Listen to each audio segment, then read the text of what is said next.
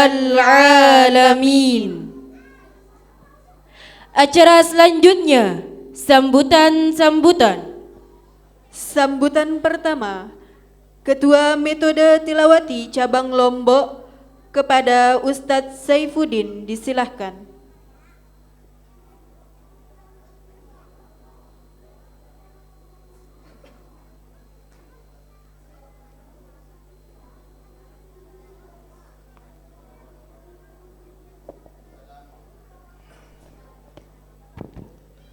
Assalamualaikum warahmatullahi ta'ala wabarakatuh.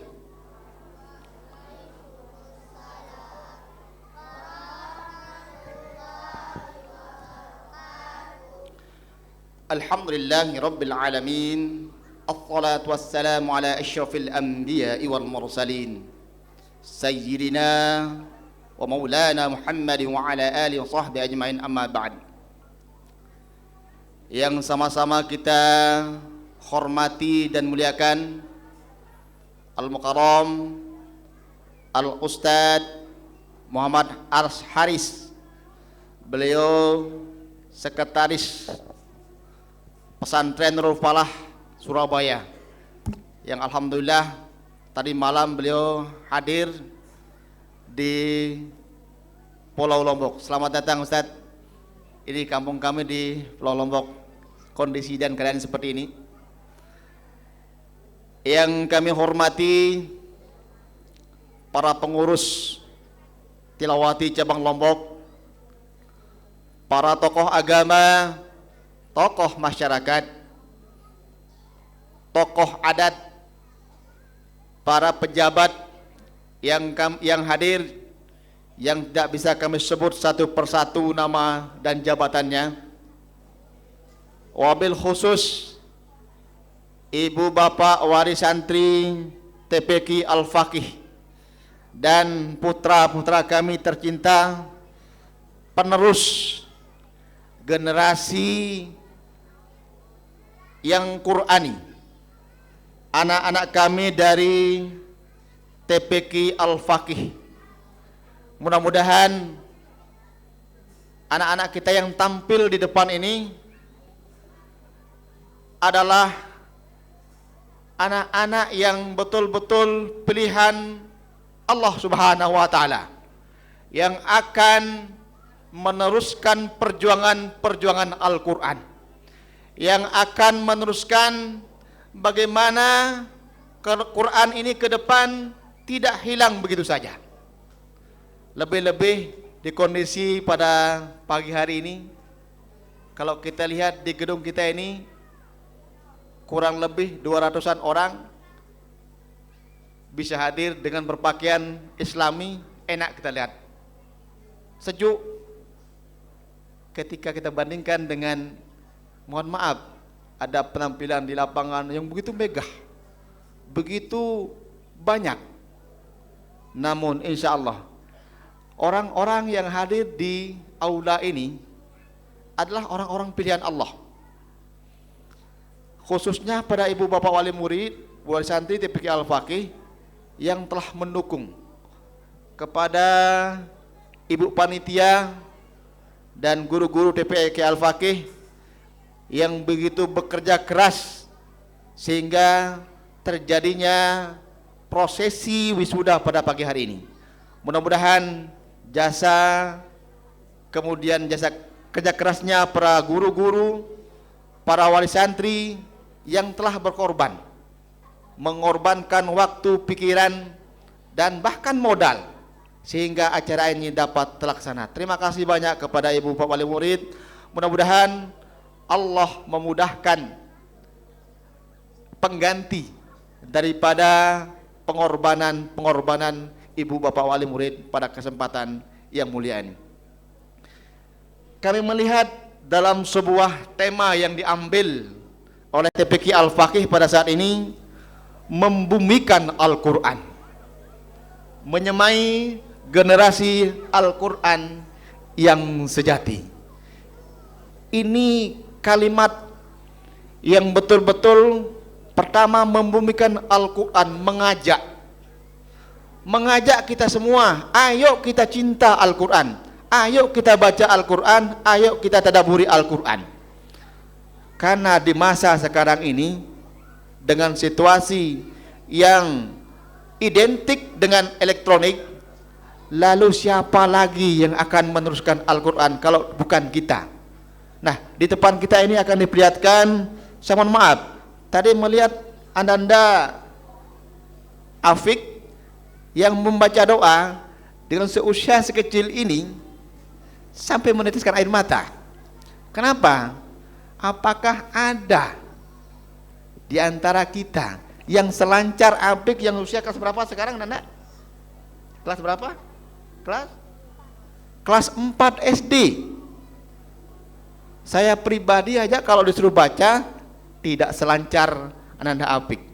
Nah, ini gambaran bahwa metode tilawati ini sangat layak, sangat mudah apabila kita mau mempelajari dan mengamalkan, bahkan kita mentadabburi Al-Quran melalui metode tilawati. Di metode tilawati ini sudah lengkap. Gurunya yang akan melaksanakan ngajar, tidak boleh dia tamat kuliah langsung tiba-tiba disuruh ngajar tilawati, tidak bisa. Akan tetapi dia harus melalui proses diklat, baik diklat level 1 untuk mengajar jilid, diklat level 2 untuk mengajar Al-Quran, dan diklat-diklat yang lain. Jadi tidak sembarangan orang yang bisa mengajar di metode tilawati. Kemudian yang terakhir dari kami sebagai ketua cabang,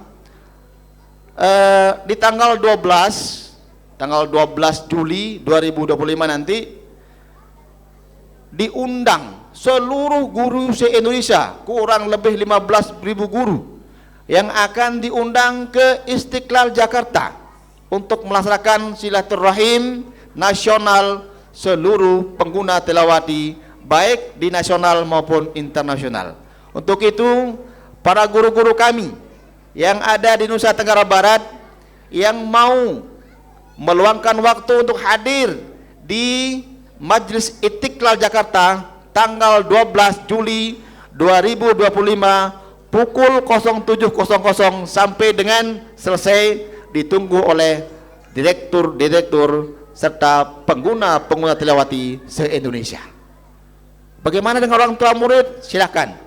Kami memberikan keleluasan baik kepada guru-guru kami di tilawati cabang Lombok maupun ibu bapak yang mau hadir tapi tempatnya di Jakarta. Di Lombok belum mampu, doakan kita. Mudah-mudahan Islamic Center ini nanti kita jadikan sebagai tempat silaturahim guru tilawati se-Indonesia. Demikian sambutan dari kami. Terima kasih atas waktunya para tamu undangan, dan mohon maaf atas segala hilaf dan salah kami. Kurang lebihnya mohon maaf. Akhirul kalam, wassalamualaikum warahmatullahi taala wabarakatuh.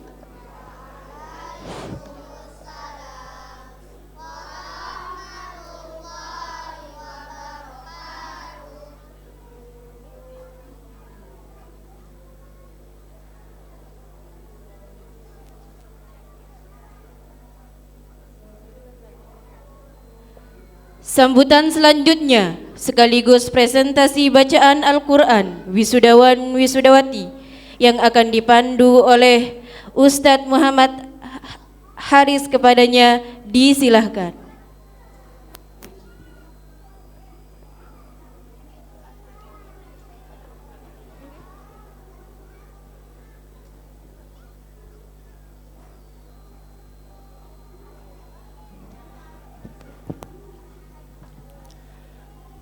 Bismillahirrahmanirrahim.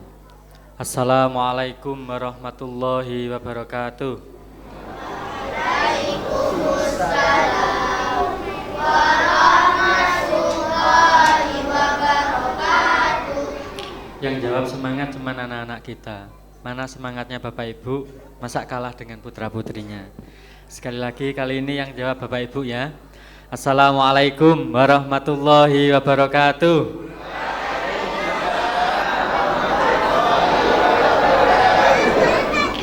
Innal hamdalillah nahmadu wa nasta'inuhu wa nastaghfiruh wa na'udzubillahi min syururi anfusina wa min sayyiati a'malina may yahdihillahu fala mudhillalah wa may yudlilhu fala hadiyalah. Asyhadu an la ilaha illallah wa asyhadu anna Muhammadan abduhu wa rasuluh la nabiyya ba'dah. Rabbi shrah li sadri wa yassir li amri wahlul 'uqdatam min lisani yafqahu qawli.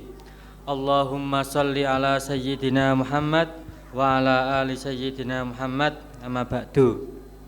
Yang sama-sama kita hormati Kepala Cabang Tilawati Lombok, Akhinal Kiram, Ustadzina Saifuddin yang sungguh luar biasa semangat untuk menyebarkan Al-Quran melalui pembelajaran metode tilawati.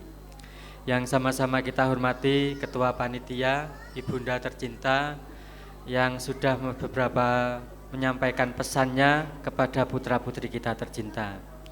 Yang saya hormati tokoh masyarakat, tokoh adat, tamu undangan yang berbahagia, dan tak lupa kepada para pengurus cabang Tilawati Cabang Lombok dan kepada Bapak Ibu Wali Santri yang hari ini sedang berbahagia menyaksikan putra-putri kita tercinta yang sudah melalui proses panjang sehingga pada pagi hari ini bisa duduk di hadapan kita bersama ini.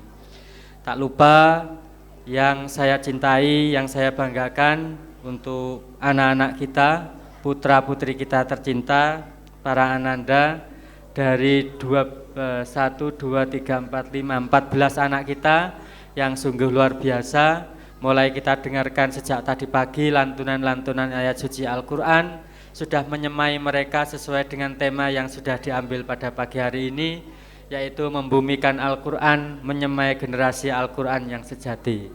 Semoga tema ini menjadi doa kita bersama, mewujudkan doa Bapak Ibu semuanya melalui lembaga Taman Pendidikan Al-Quran Al-Faqih. Kita doakan bersama semoga Taman Pendidikan Al-Quran Al-Faqih ini selalu berkembang dan muridnya, santrinya banyak, guru-gurunya semoga dalam keadaan sehat walafiat. Allahumma amin. Bapak Ibu yang dirahmati oleh Allah Subhanahu wa taala, pertama marilah kita bersyukur kepada Allah Subhanahu wa taala biqauli alhamdulillahirabbil alamin. Pada pagi hari ini kita semuanya dalam keadaan sehat walafiat sehingga bisa hadir menyaksikan putra-putri kita tercinta untuk kemudian membumikan Al-Quran, menyemai generasi Al-Quran yang sejati. Yang kedua, Allahumma sholli ala sayyidina Muhammad. Semoga kelak nanti kita di yaumul qiyamah mendapatkan syafaat dari Rasulullah Muhammad sallallahu alaihi wasallam. Bapak Ibu yang dirahmati oleh Allah Subhanahu wa taala, izin kami pertama Pak Ketua Kepala Cabang izin menyampaikan salam takzim dari pimpinan kami. Pertama ada beberapa salam. Salam pertama dari Mu'alif Tilawati yaitu Kiai Haji Ali Mu'afa MAG. Kemarin kami sebelum berangkat ke sini minta izin berpamitan. Beliau berpesan untuk bisa menyampaikan salam takzimnya kepada Ketua Cabang dan seluruh para pengurus dan Bapak Ibu semuanya. Salam takzim yang kedua dari Ketua Yayasan kami, Dr. Kiai Haji Umar Jaini MPD. Mohon izin menyampaikan salam juga. Dan salam yang ketiga adalah salam dari Direktur kami, Direktur Pesantren Al-Quran Nurul Falah Surabaya, Ustadz Haji Abdurrahim Hasan. Bapak Ibu yang dirahmati oleh Allah Subhanahu wa taala, kalau rasanya menyaksikan anak-anak kita tadi kemudian membaca Al-Quran, lalu habis ini beliau harus menampilkan, harus mempresentasikan rasa-rasanya apa yang telah diteliti. Saya izin menyampaikan beberapa tahun yang lalu itu ada sebuah penelitian begini Bapak Ibu semuanya. Di tahun 2024 itu 72% itu masyarakat Indonesia yang bisa membaca Al-Quran. Sekali lagi, dari sekian jumlahnya itu hanya 72% umat Islam yang ada di Indonesia itu yang bisa membaca Al-Quran. Itu penelitian yang dilakukan oleh Majelis Ulama Indonesia beserta Batam Pos. Bisa dicek di Google-nya Kementerian Agama yang terakhir hari Selasa itu, bulan Juni, awal Juni, itu dirilis bahwa di tahun 2024, untuk 2025 belum dirilis. Kementerian Agama yang terbaru di tahun 2024, umat Islam Indonesia yang bisa membaca Al-Quran itu 72%.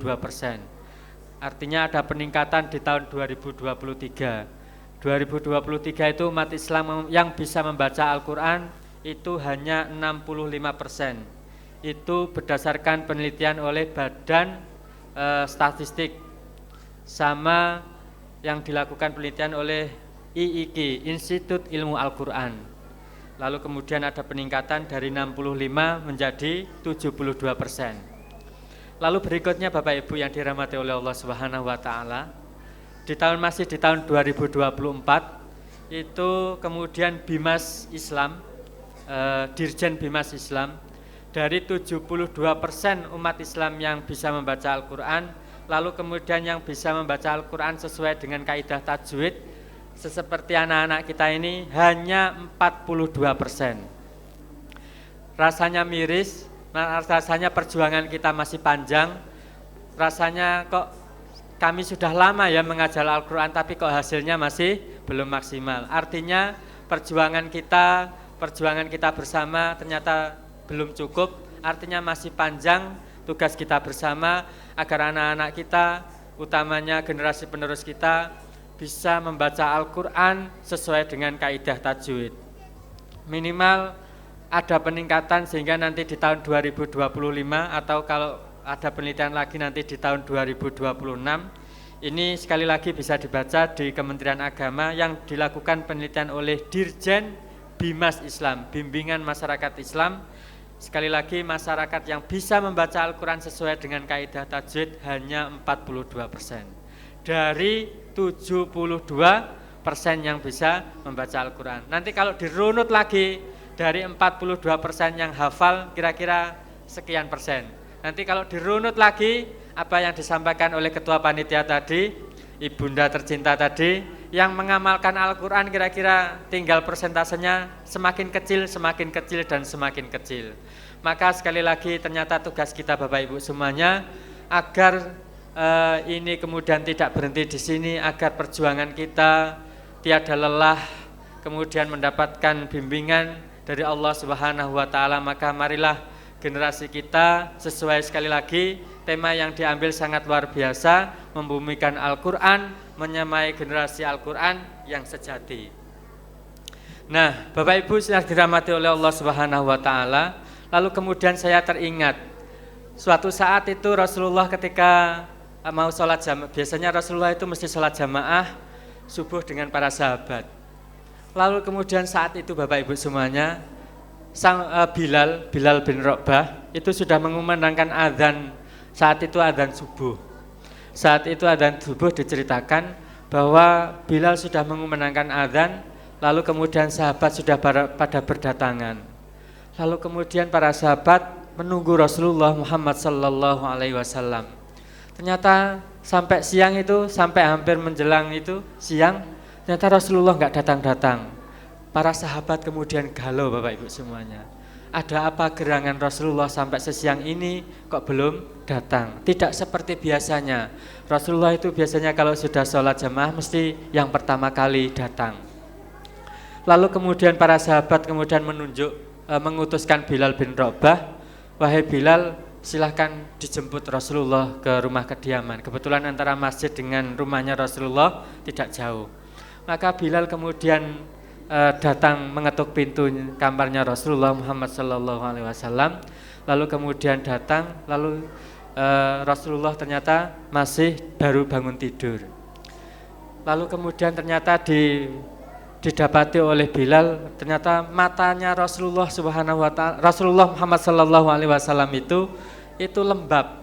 Ternyata setelah ditanyakan, wahai Rasulullah, apa gerangan kemudian mata sampai kemudian lembab? Semalam ternyata Rasulullah itu menangis.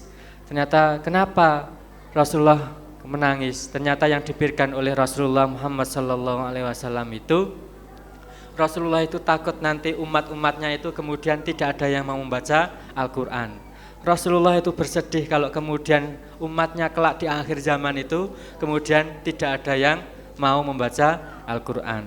Tentu ini kemudian kalau dirunut ceritanya, kita semua harus bersyukur kepada Allah, ada sebuah lembaga, ada Taman Pendidikan Al-Quran Al-Faqih, kemudian mau berjuang melalui Al-Quran, sehingga ini kemudian Bapak Ibu semuanya, anak-anak kita tidak jauh dari Al-Quran. Mereka selalu berinteraksi dengan Al-Quran sebagaimana yang sudah diajarkan oleh guru-gurunya. Nah, suatu saat kemudian saya tanya, ternyata anak-anak dari 14 ini, bahkan lebih dari 14 itu, Bapak Ibu, bayarnya SPP-nya berapa? Halo Bapak Ibu, bayarnya SPP berapa Bapak Ibu? Katanya Ustaz Saifuddin tadi 50.000. Coba kalau dibagi 50.000, lalu kemudian masuknya itu 1 minggu itu 5 kali. Artinya kalau 1 bulan itu ada katakan 20, karena 1 bulan itu ada 4 minggu, maka 50 dibagi menjadi 20. Karena kalau setiap hari masuk, maka menjadi katakan 20 begitu. 50.000 dibagi 20 cuman 2.500. Bayangkan untuk menjadikan anak-anak membumikan Al-Quran, kemudian menjadi anak-anak yang cinta Al-Quran sejati, begitu murahnya. Maka saya kira Bapak Ibu tidak rugi menitipkan putra-putrinya di lembaga Taman Pendidikan Al-Quran Al-Faqih. Nah, maka butuh support dari Bapak Ibu semuanya. Bayangkan kalau sekarang coba mana ada makanan yang cuma 2.500, dibelikan es teh saja tidak cukup. Lalu kemudian kalau Bapak Ibu semuanya bagi 2.500, kemudian 1 hari itu masuknya 1 jam 1/4. Coba dibagi, itu tidak sampai 50, cuman sekian begitu saya hitung. Kalau tidak percaya silahkan dicek. Artinya Bapak Ibu semuanya, perhatian kita untuk Al-Quran memang masih butuh ditingkatkan lagi. Maka jika nanti kemudian lembaga butuh support, butuh kemudian kerjasamanya, maka sekali lagi Bapak Ibu tidak bosan-bosannya untuk selalu mensupport apa yang ada kemudian di kegiatan Taman Pendidikan Al-Quran Al-Faqih. Saya kira terlalu rendah untuk kemudian 1 hari. Bayangkan itu adalah ini investasi yang sangat luar biasa. Di mana-mana kalau kemudian mau investasi yang jangkanya panjang itu biasanya mahal. Tapi ini investasinya dunia akhirat, tapi kemudian kita terlalu murah. Bayangkan 1 hari cuman 2.500 dibagi 1 jamnya, dibagi 1 kali datang 75 menit cuman 14 sekian, 14.